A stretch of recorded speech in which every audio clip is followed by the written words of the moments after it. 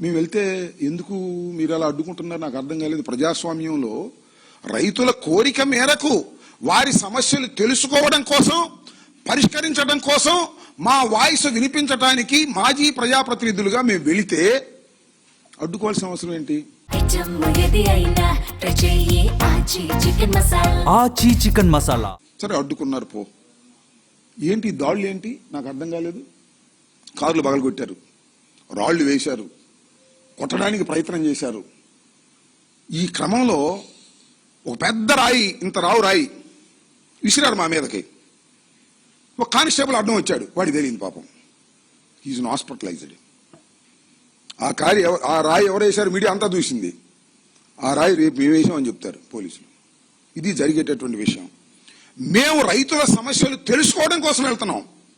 వెళుతుంటే మా మీద దాడి చేసే కార్యక్రమం చేస్తున్నారు నారా చంద్రబాబు నాయుడు గారు. మీ కుమారుడు నియోజకవర్గంలో, మాది గొడ్డల పార్టీ, మీరు చెబుతున్నారుగా మాది గొడ్డల పార్టీ, మీరు మీదే పార్టీ. గొడ్డల పార్టీ అయితే మేము తన్నులు తింటామా, కార్లు పగలు కొట్టుకుంటామా, కానిస్టేబుల్ని కొడతామా? గొడ్డల పార్టీ మాది అయితే. మాది గొడ్డల పార్టీనా మీది గొడ్డల పార్టీనా ఇప్పుడు చెప్పమంటున్నాను నారా చంద్రబాబు నాయుడు గారిని, లోకేష్ గారిని. ఒక కానిస్టేబుల్ మీద ఇంత పెద్ద రాయి వేస్తే అతను పడిపోయాడు. అది నాకు తగిలితేనో లేకపోతే పెద్ద ఆయనకి తగిలితేనో చావాల్సిందేనా మేము?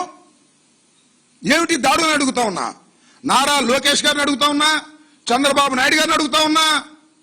గొడ్డలి పార్టీ మాదని మీరు ప్రచారం చేసి, మీరు దాడులు చేసి మమ్మల్ని చంపడానికి, కానిస్టేబుల్ని కొట్టడానికి ప్రయత్నం చేసేటటువంటి ఒక దుర్మార్గమైనటువంటి పాలన ఇవాళ ఈ రాష్ట్రంలో జరుగుతుందా లేదా చెప్పాలని మనం చేస్తున్నాం. పోలీసులు వచ్చారు, అయ్యా మీరు వెళ్ళొద్దండి, అక్కడ వాళ్ళు గ్యాదర్ అవుతున్నారు, లా అండ్ ఆర్డర్ ప్రాబ్లం వస్తే అన్నారు. మేము ముందుగా ప్రకటించుకుని మేము వెళ్తున్నాం. వాళ్ళు గ్యాదర్ అయితే మేము పారిపోవాలని చెప్పండి. ప్రజాస్వామ్యంలో పోలీసులు ఎవరి పక్షాన ఉన్నారు? మా పక్షాన ఉన్నారా? న్యాయం పక్షాన ఉన్నారా?